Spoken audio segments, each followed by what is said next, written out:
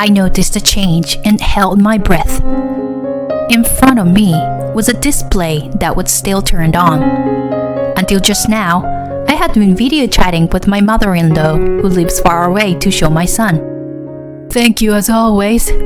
Please show me my grandchild's face again soon."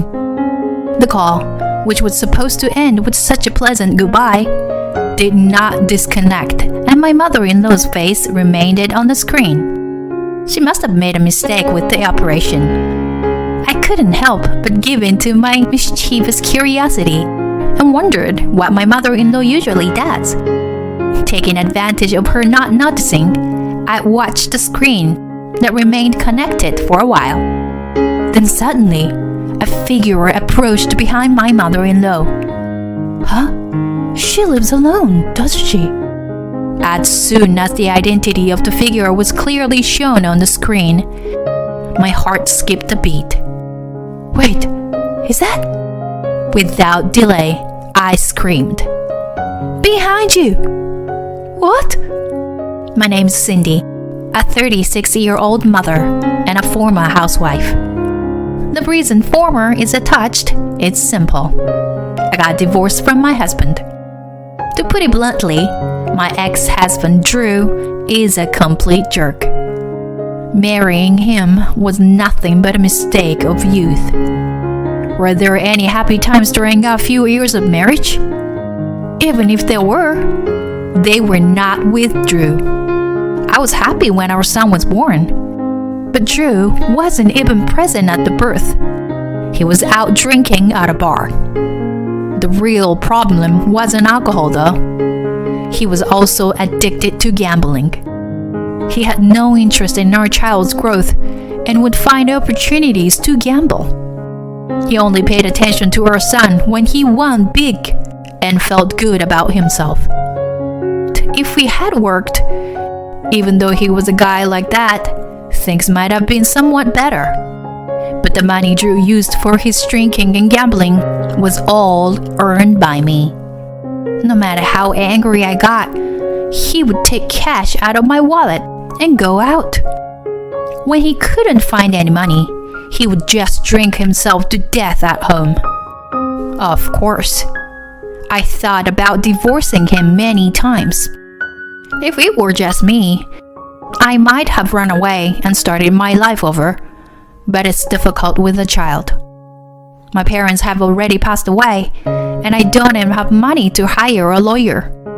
There is nowhere to return to. So I held back my tears and left my young child at the kindergarten, working as a clerk during the day and doing work-at-home jobs at night, sacrificing my sleep time.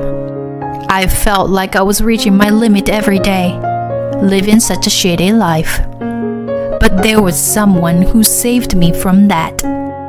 It was my husband's mother, my mother-in-law. One day, Drew said the worst thing to me. "Hey, where's the money?" Huh? What are you talking about? I said the money. Give it to me. I kinda screwed up, you know. Got a girl pregnant. So I gotta get an abortion. Give me the money. What on earth is he thinking? He has no sincerity towards me, towards women, or towards children. I talked back to my husband. I don't have any money. Why do I have to clean up after you and your infidelity? An abortion? What do you think you're doing? Do you have no sense of responsibility or guilt? No matter how eagerly I respond, there's no way that Drew will be affected by it. He starts searching through my bag and drawers without even listening to me. I've made up my mind that I can't stay with him anymore. But who can I turn to? Then, I suddenly remembered someone. His mother. Although our relationship is quite distant, due to Drew's bad behavior, we met once to exchange greetings when we got married. And I sent her a letter when our child was born. She's probably the only person I can turn to, even though there is a possibility that she has a terrible personality like Drew's. but I can't afford to worry about the risk of making my life any more negative. With a faint hope that there might be a chance to turn things around even a little, I called my mother-in-law and told her about Drew. She let out a deep sigh. So he never changed. Then she kept silence for a while. To be honest, she didn't reply to my letter when my son was born. So I kind of knew that my mother-in-law didn't want anything to do with Drew or us. When I almost gave up, she started talking. Well, it's true that I don't want to have anything to do with that stupid son. But I want to do something for my grandson. Without even noticing it, I was crying right at the moment. I couldn't remember actually when was the last time to have someone on my side. Anyway, I'll come over tomorrow, so keep Drew home until I come. Saying that, my mother-in-law hung up the phone. What is her plan exactly? I couldn't deny my anxiety, but I managed to keep Drew home that day. If you stay home today, I will think about the money for the abortion. Of course, I was disgusted to even saying stuff like that, but I had to do something.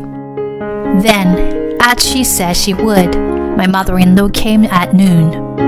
As soon as Drew saw her mother, he glared at me and said, "Why the heck is this bitch here?" Huh, you know why, don't you? My mother-in-law looked at Drew with the most disdainful eyes. Then she took out her bag, a brown envelope, a divorce decree, and a piece of paper with some kind of text on it. In this envelope, you will find documents, some of which pertain your inheritance. It pains me to my core to give you a piece of my inheritance, since you didn't show up for your father's funeral. But I'm giving you this money. So, divorce her right now and promise me. Never show yourself again. Never involve yourself with your son. Never ask for money. Promise me these 3 things. This is a written pledge that sums it up. After you signing it, you can go anywhere you want. Do whatever you want. I had no idea what my mother-in-law was going to do, but the idea of giving a portion of her husband's inheritance to him, so I tried to stop her. But she looked at me and shook her head. Drew's mood had changed instantly. Dang, really? He filled out the pledge form, including the divorce application, and was happy to do so. And without even reading the pledge, he stood up. All right, Cindy, now you are free from me. I'm also happy to cut ties with a woman like you, who can't even earn money properly. Well, take care of yourself and the kid. Saying so, Drew left the house, looking happy. It hadn't even been 20 minutes since my mother-in-law arrived. I had to thank and apologize to my mother-in-law anyway. Thank you so much. And I am sorry. I never thought you would give him money, let alone father's inheritance. I'll definitely pay you back. Then my mother-in-law turned her palm towards me and shook her head, gesturing me to stop. Didn't I tell you? I just did my part for my grandchild. Honestly, if it were just you, I wouldn't have helped. Besides, you are also at fault for being deceived by scum like Drew. And since he won't listen to words, only money and the law matter for that child. So, don't worry about it. Saying that, my mother-in-law approached my son and spoke. Hello, Elliot.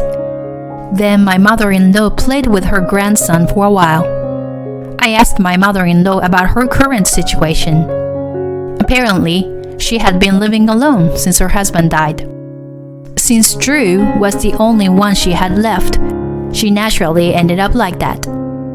After talking for about an hour, my mother-in-law stood up and began to prepare to leave, speaking to me. "Well, I'm going to go now. You broke up with Drew, so we won't meet again. From now on, take back the time you lost and be happy." I was surprised by my mother-in-law's hasty departure and stopped her. "Wait, I haven't even thanked you yet. And I don't know what to do from here. And besides, breaking up with Drew doesn't mean I have to break ties with you. If it's okay with you, would you like to live with us?" Looking back, it seems like a pretty brazen proposal, even though I made her pay to break up with Drew.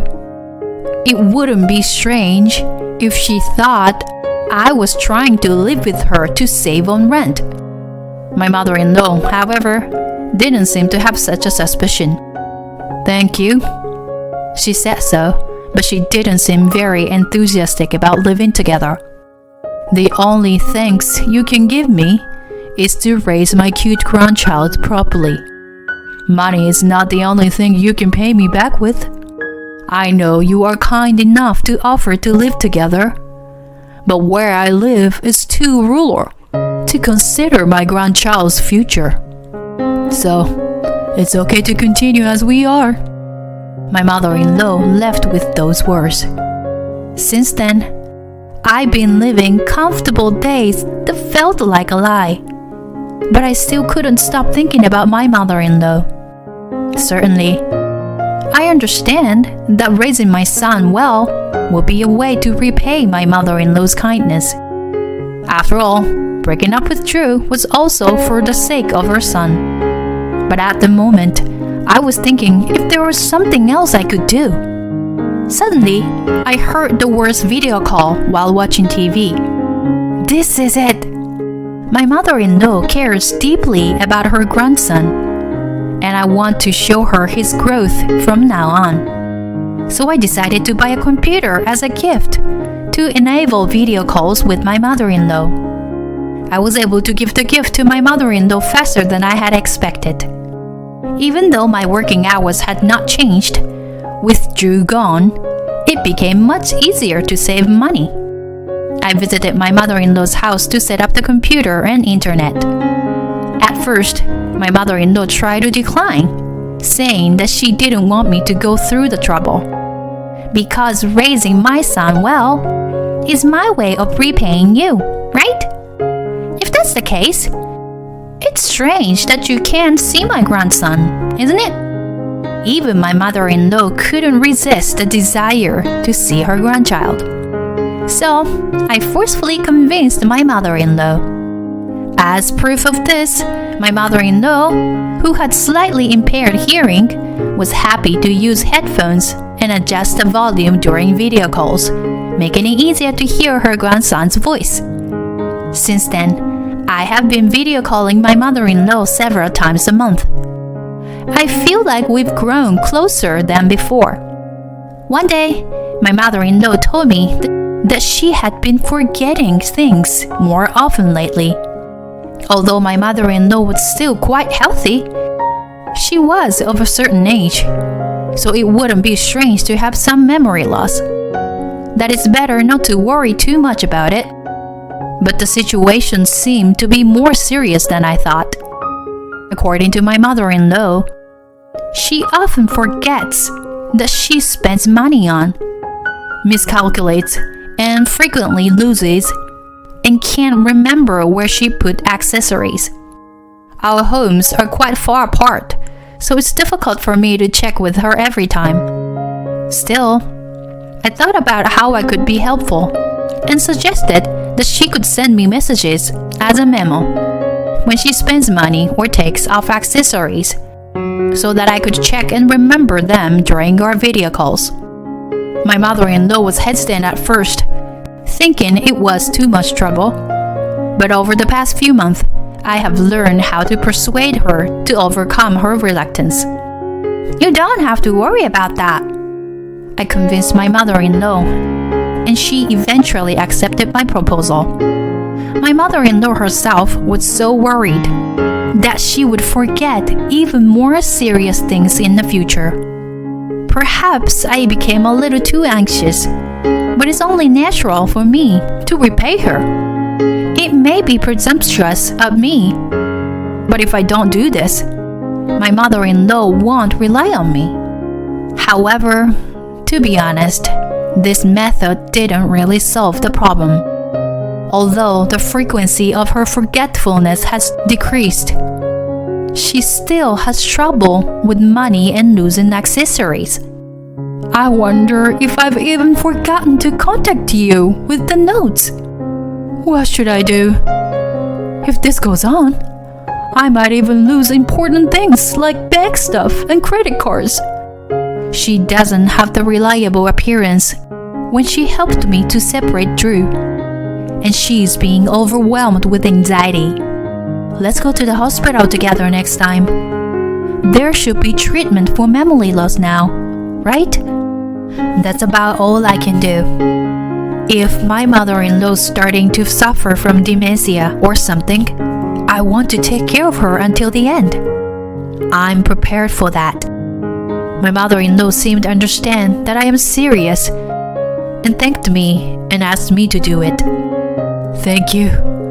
Well then, should we wrap up today's video call?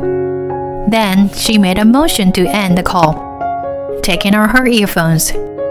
However, it seems she made a mistake in the operation, and her house continued to be visible on my computer screen.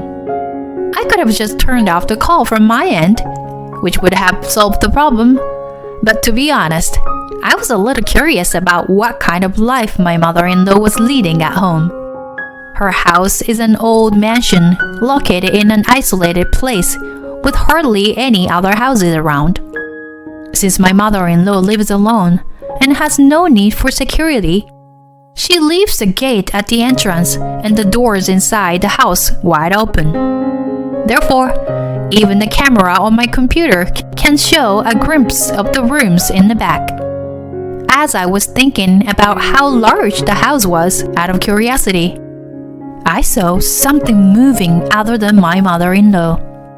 At first, I thought it might be due to the internet environment causing the screen to be distorted, but it was definitely a human shadow. The shadow was moving from room to room, trying not to be noticed by my mother-in-law. And then I realized who it was. It was my ex-husband, Drew. He was rummaging through the dresser, stuffing my mother-in-law's accessories and money into his pockets. I was shocked, but I knew I couldn't let this go on, so I shouted to my mother-in-law, "Behind you!" "What? What's going on?" But it wasn't just the mother-in-law who heard my voice. Drew also shouted, "Damn it! They found out!" The mother-in-law turned around and shouted at Drew, "Wait, you jerk! Don't you have no sense of decency?" While she shouted, she chased after Drew. I couldn't just stand there and do nothing, so I called 911 and explained the situation. They dispatched police officers to the scene.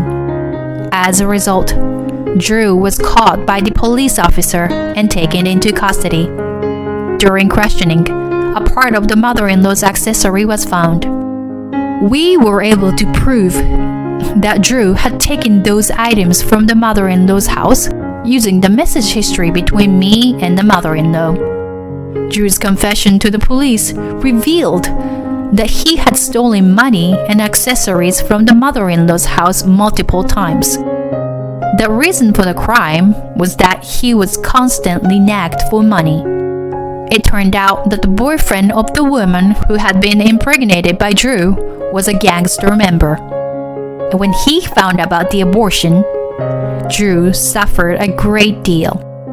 He was also constantly asked for money, such as for consolation money, and the inheritance he received from his mother disappeared quickly. He hadn't come to my house because of the contract and because he thought I didn't have any money. Also, As a result of Drew's arrest, the gangster member was also arrested. After some time, Drew was sentenced to prison. I visited him with my mother-in-law once. Hey, Mom, please forgive me. I did it because I was pressured into it. Can we withdraw the criminal complaint even now? Huh? Please, this is dangerous here. It's some kind of mistake. Even the gangsters' henchmen are incarcerated here. I don't know what they will do to me. Please, I'm your son. And you're my mother, right? You can't abandon me like this, can you, Mom? Upon hearing Drew's insincere words, his mother sighed deeply. You are the result of the pain I suffered giving birth. And you're still causing me all this pain. Everything is all your fault, son. If you understand, then quietly reflect on your actions in prison. After saying this, she asked me to leave the visitation room and went out. As a follow-up, I had my mother-in-law undergo a memory test at the hospital to be safe. The result was a temporary memory loss caused by stress. Since Drew's arrest, there were no more incidents of stolen memory or lost accessories, and the forgetfulness gradually subsided. I still regularly have video calls with my mother-in-law. If I hadn't broken up with Drew at that time, my son might have become the son of a criminal. I am sincerely grateful to my mother-in-law for preventing that possibility. I will repay her kindness by loving and raising my son well. I made that promise in my heart while looking at my son's sleeping face.